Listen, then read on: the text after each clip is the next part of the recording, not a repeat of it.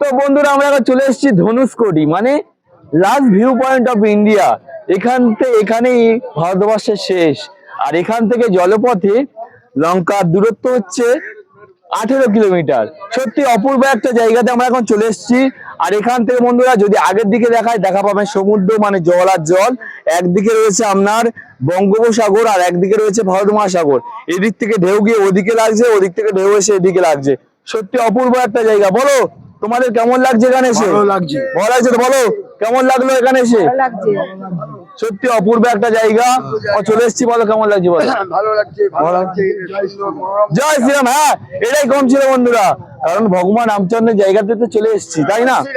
রাম বলবো না কি লক্ষণ বলবো? রামই তো বলবো। তো বলো তোমার কেমন লাগছে? বলো। ভালো লাগছে। সমীর কা কেমন লাগছে? বলো। খুব ভালো লাগছে। খুব ভালো। জয় শ্রীরাম। আরে জয় শ্রীরাম। জয় শ্রীরাম। তো বন্ধুরা দেখুন আমরা কোথাকার লোক। আরেকটা জিনিস দেখাচ্ছি বন্ধুরা, এই দেখুন এখানকার যে রয়েছে আপনার যে এগুলো রয়েছে, একটা করে নিচ্ছে 30 টাকা, আর একটা দুটো নিলে নিচ্ছে 50 টাকা। যে ধনুষকোটি যে বড় ড্রোন দিয়ে বা উপর দিয়ে দেখলে যে উপর দিয়ে যে দৃশ্যটা আসে, সেটা হচ্ছে এটাই। ধনুষকোটি যেখানে আমরা দাঁড়িয়ে আছি সেই চিত্র আকারে এটা করা রয়েছে, একটা মানে একটা ব্যাজ মতো করা রয়েছে। সত্যি অপূর্ব একটা জায়গাতে চলে এসেছি। আর তোমরা এটা বলো যে আমাদের বাড়ি কোথায়, আমরা কোথায় চলে এসেছি এখন? ও আমাদের বাড়ি আর এখানে অনেক তফাৎ, অনেক তফাৎ।